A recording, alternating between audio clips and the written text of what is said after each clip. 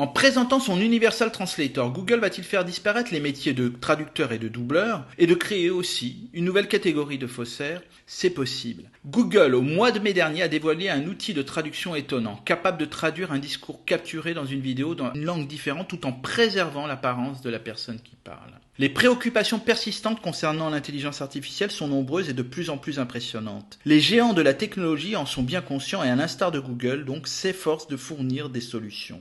Cependant, aujourd'hui, Google a introduit un nouvel outil qui nécessitera sans doute une régulation attentive à l'avenir. Tout au long de cette année, l'industrie technologique s'est lancée dans une course effrénée pour présenter les dernières applications les plus extraordinaires l'une que l'autre de l'intelligence artificielle. Alors que l'émergence de chatbots puissants ces derniers mois a captivé notre attention, Google pourrait avoir bien réussi à reprendre la tête avec sa dernière création, Universal Translator. Présenté lors de la conférence annuelle Google I/O, cet outil d'intelligence artificielle est, comme son nom l'indique, axé sur la traduction.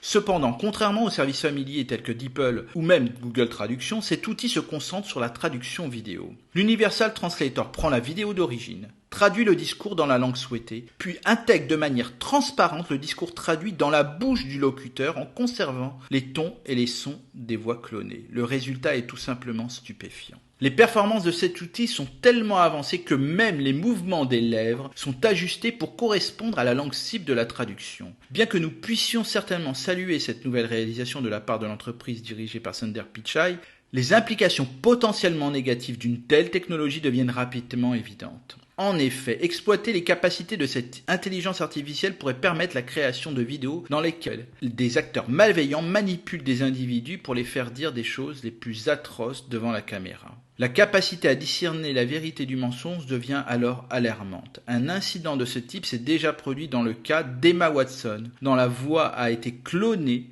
pour la faire apparaître en train de lire des extraits de Mein Kampf. Google est bien conscient du potentiel de détournement, d'autant plus que l'intelligence artificielle devient de plus en plus un outil privilégié pour propager de la désinformation. Par conséquent, le service est actuellement classé comme expérimental et ne sera partagé qu'avec un nombre limité de partenaires. Reste à savoir si cela sera suffisant. Mais quand il sortira pour le grand public, je crains une explosion des contenus. Les lois et règlements européens devront être prêts pour contrer tout cela. À la semaine prochaine!